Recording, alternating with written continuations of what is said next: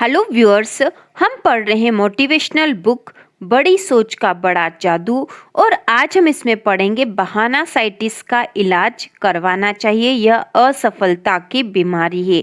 तो शुरू करते हैं।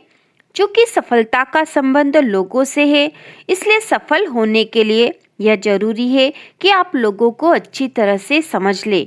अगर आप लोगों को ध्यान से देखेंगे तो आप उनसे यह सीख सकते हैं कि जिंदगी में सफल कैसे हुआ जा सकता है, और यह सीखने के बाद आप उसे अपने जीवन में उतार भी सकते हैं। अभी हाल बिना देरी के लोगों का अध्ययन गहराई से करें, और जब आप ऐसा करेंगे तो आप देखेंगे कि असफल लोगों को दिमाग की एक भयानक बीमारी होती है। हम इस बीमारी को अपेंडिसाइटिस की तर्ज पर बहानासाइटिस का नाम दे सकते हैं। हर असफल व्यक्ति में यह बीमारी बहुत विकसित अवस्था में पाई जाती है, और ज्यादातर आम आदमियों में यह बीमारी थोड़ी बहुत तो होती ही है। आप पाएंगे कि बहानासाइटिस की बीमारी सफल और असफल आदमियों के बीच का सबसे बड़ा अंतर होती है। सफलता की सीढ़ियों पर बिना रुके चढ़ने वाला आदमी बहानासाइटिस का रोगी नहीं होता, जबकि असफलता की ढलान पर लगातार फिसलने वाला आदमी बहानासाइटिस से गंभीर रूप से पीड़ित होता है। अपने आसपास के लोगों को देखने पर आप पाएंगे कि जो आदमी जितना सफल होता है वह उतने ही कम बहाने बनाता है, परंतु जो आदमी कहीं नहीं पहुंच पाता और उसके पास कहीं पहुंचने की कोई योजना भी नहीं होती, उसके पास बहाने थोक में मौजूद रहते हैं। असफल लोग फटाक से बता देते हैं कि उन्होंने अमुक काम क्यों नहीं किया, या वे उसे क्यों नहीं करते, या वे उसे क्यों नहीं कर सकते, या यह कि वे असफल क्यों हैं। सफल लोगों की जिंदगी का अध्ययन कीजिए और आप उन सब में एक बात पाएंगे। असफल लोग जो बहाना बनाते हैं, सफल आदमी भी वही बहाने बना सकता है, परंतु वह बहाने नहीं बनाता। मैं जितने भी बेहद सफल बिजनेसमैनों, मिलिट्री ऑफिसरों, सेल्समैनों, प्रोफेशनल व्यक्तियों या किसी भी क्षेत्र के अग्रणी लोगों से मिला हूँ, या जिनके बारे में मैंने सुना है, उनके सामने बहानों की कोई कमी नहीं थी। रूजवेल्ट अपने बेजान पैरों का बहाना बना सकते थे। ट्रूमैन शिक्षा की कमी का बहाना बना सकते थे।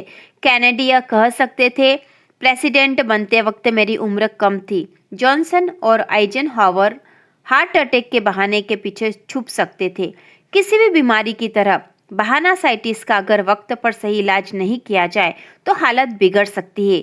विचारों की इस बीमारी का शिकार आदमी इस तरह से सोचता है, मेरी हालत उतनी अच्छी नहीं है जितनी की होनी चाहिए। अब मैं लोगों के सामने अपनी इज्जत बचाने के लिए कौन सा बहाना बना सकता हूँ? बुरी सेहत, शिक्षा का अभाव, ज्यादा उम्र, कम उम्र, बदकिस्मती, व्यक्तिगत विपत्तियां, बुरी पत्नी, माँ बाप की गलत परवरिश। असफलता की बीमारी से पीड़ित व्यक्ति जब किसी अच्छे बहाने को चुन लेता है तो फिर वह इसे कसकर पकड़ लेता है।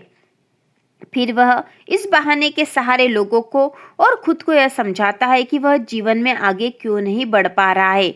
और हर बार जब यह बीमार आदमी बहाना बनाता है तो वह बहाना उसके अवचेतन में और गहराई तक चला जाता है। जब हम उनमें दोहराव की खाद डालते हैं तो विचार, चाहे वे सकारात्मक हो या नकारात्मक, ज्यादा तेजी से फलते फूलते हैं। शुरुआत में तो बहानासाइटिस का रोगी जानता है कि उसका बहाना कमोबेश झूठ है, परंतु वह जितनी ज्यादा बार अपने बहाने को दोहराता है उतना ही उसे लगने लगता है कि यही सच है और यही उसकी असफलता का असली कारण है। सफलता की राह में अपने चिंतन को सही दिशा में ले जाने के लिए सबसे पहले तो आपको यह कदम उठाना पड़ेगा कि आप बहानासाइटिस से बचाव के लिए वैक्सीन लगवा ले।